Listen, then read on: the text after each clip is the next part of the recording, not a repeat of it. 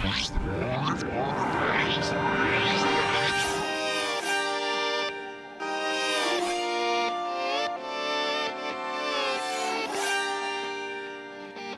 dimanche matin, au Quélen, à Carantec, bord de mer, du soleil, et à côté, le château du Taureau. On embarque, on va visiter. Tu sais ce qu'on va faire? On va embarquer le château du Taureau avec nous. Le vrai, le vrai.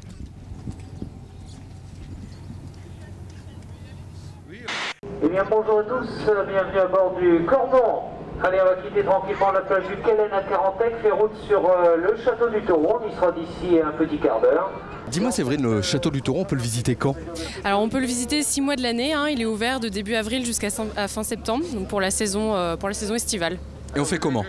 On fait comment? On s'adresse à la billetterie de Carantec qui s'occupe des réservations, hein, puisque le château est géré par la CCI, Chambre de commerce et d'industrie. Tu connais l'île Louette? Juste en face là? Tu peux la réserver si tu veux, passer un week-end, 2-3 jours dessus. Ouais, c'est possible. Ah, voilà. On est arrivé. Regarde papa. C'est votre première fois au château du Taureau? Je crois que je suis venue déjà quand j'étais petite. Vous êtes du coin alors? Mes parents habitent Lannion. D'accord. Voilà. Et nous on est en région parisienne. Regardez bien où mettez vos pieds.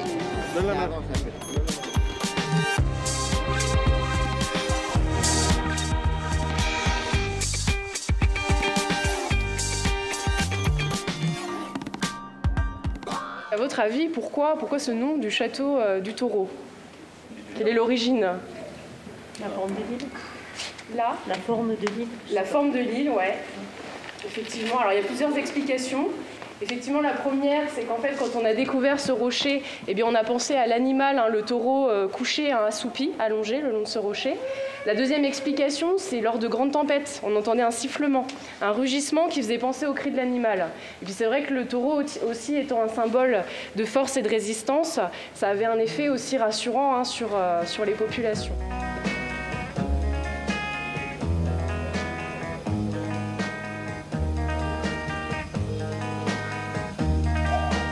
Les portes du pénitencier bientôt vont se fermer.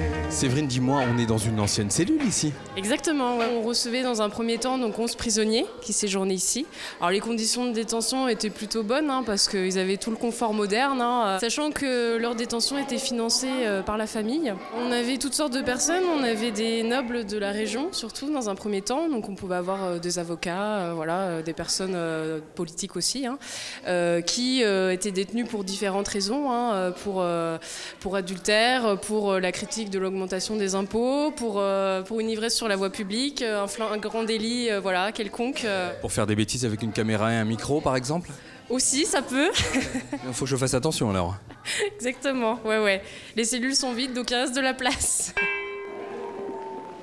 Chacun son tour, à tour de rôle. Tu mets une pièce dans le verre. Ouais. Et le but du jeu, c'est de ne pas faire couler le verre.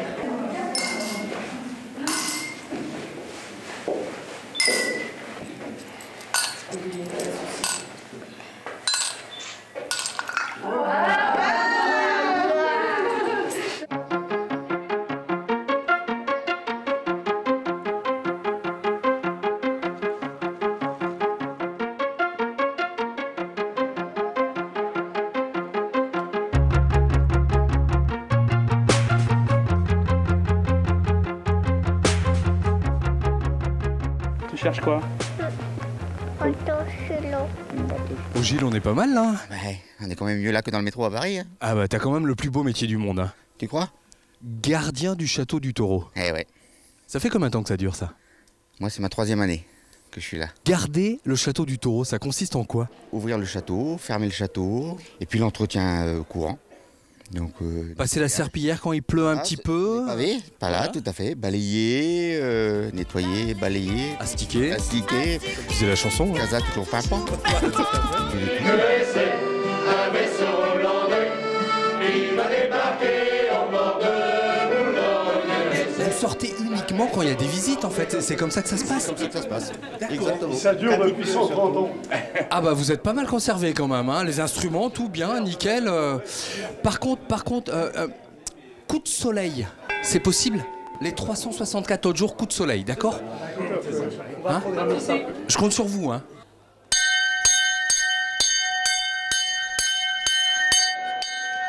Il vous reste 10 minutes, messieurs, dames.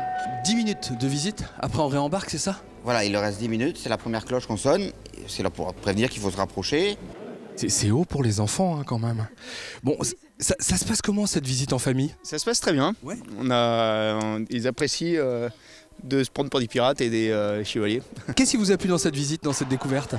De comprendre les conditions de vie des soldats surtout. Ensuite les prisonniers qui avaient l'air un peu plus... C'était pas mal, hein. Ils étaient mieux logés. Ouais. Et puis les conditions d'enfermement aussi. Oui, on arrive.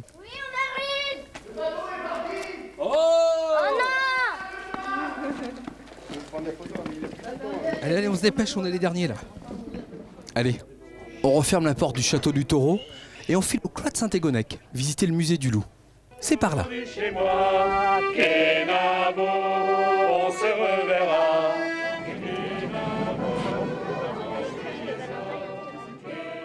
Le Cloître Saint-Égonnec, la place de la mairie, sa fontaine avec des loups et là-bas son musée, le musée du loup.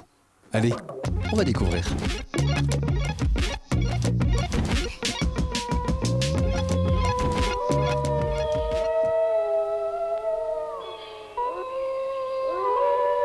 Dis donc Marion, moi qui connaissais l'ancien musée, mais quelle révolution! Ah là, c'est vrai que depuis un an, on a vraiment beaucoup changé le musée. Donc c'est un tout nouveau musée qu'on présente aujourd'hui. Et donc avec une nouvelle scénographie, des nouvelles pièces, un nouveau parcours, un nouveau ton, des nouveaux objets. Donc c'est vraiment une toute nouvelle édition que l'on a comme ça lancée l'année dernière en 2014. On est quoi? On est dans les Landes du Cragou là? Voilà, c'est ça. On est vraiment ici dans une présentation sur les monts d'Arrée. Vraiment une salle qui rappelle à l'époque le territoire du loup. Qu'est-ce qui se passait sur ce territoire hein, dans de nombreuses décennies aussi avant la nôtre. Et on introduit un petit peu comme ça cette présence du loup ici sur le cloître Saint-Égonnec. On peut caresser ou pas? Alors on n'a pas le droit de caresser effectivement les loups. On n'a pas le droit de caresser les loups, d'accord. On n'a pas droit. D'accord, je ne montre pas le mauvais exemple. Cette salle, c'est quoi? Donc cette salle, ici on présente vraiment le physique du loup, le corps du loup. Par exemple ici on raconte l'histoire de la petite Marie qui allait tous les jours donc garder ses moutons en champ. Un jour comme un autre, elle descend déjeuner à la rivière, faire une petite pause, à l'époque ça existait déjà. Et donc quand elle revient donc dans son champ l'après-midi, il y a un loup dans son champ, le loup a dévoré ses moutons, le loup s'engouffre dans la forêt et donc... Le soir, ses parents ne la voyant pas rentrer chez elle vont commencer à s'inquiéter. Tout le monde criait déjà au loup donc à l'époque. En fait, cette disparition de la petite Marie n'était pas forcément grave. C'est un chasseur qui l'a retrouvée un peu plus tard dans la forêt, bien fatigué, bien épuisé, mais le loup l'avait pas touché. Donc c'est vrai qu'on racontait beaucoup de choses sur ce loup et on amplifiait comme ça les petits faits qui allaient se passer avec lui. D'où la chanson après, Petite Marie, non? Peut-être, on ne sait pas. Non, c'est pas ça. Il se passe quoi ici? Donc alors ici on est dans une salle donc bien plus sombre, hein, on change d'ambiance comme on voit. On arrive dans la salle qui raconte plusieurs faits, donc plusieurs histoires, contes, légendes sur le loup. Donc on va avoir le loup-garou, on va avoir la bête du Gévaudan, donc les histoires vraiment bien connues, bien reconnues à l'époque. Mais aussi l'évolution de la presse, donc la presse qui allait aussi véhiculer ce message de ce loup diabolique, ce loup méchant, ce loup dévoreur d'hommes. J'aime beaucoup ta décoration. Les pattes de loup sur la porte. C'est pour exorciser quoi? Donc alors, en fait, à l'époque, ils allaient comme ça c'est une porte du coup de maison, ils allaient clouer en fait des vraies pattes de loup donc sur les portes, comme ça ils étaient sûrs qu'ils n'allaient pas être attaqués par le loup. Donc c'était encore une fois une technique pour faire fuir le loup. On allait pouvoir par exemple aller faire des prières auprès de Saint Hervé qui était le saint qui nous protégeait face au loup. Ça doit pincer quand même, hein. Fallait des gros outils quand même, fallait des gros outils. Outils, c'est pas le mot d'ailleurs. Donc ça s'appelle effectivement des pièges à loups. Donc ils allaient utiliser quand même plusieurs outils à l'époque pour chasser le loup. Il y en avait beaucoup des loups dans le secteur. On voit qu'en Bretagne, on en avait beaucoup par rapport à d'autres parties de la France. Donc ici, dans les monts d'Arrée, on avait vraiment aussi beaucoup de loups à l'époque. Et donc aujourd'hui, est-ce que tu sais le nombre de loups qu'on a en France, par exemple? Non, mais tu vas me l'apprendre, Marion. Par exemple, il y en a combien aujourd'hui? Donc aujourd'hui, en fait, on aurait 300 loups en liberté dans nos forêts, dans nos montagnes.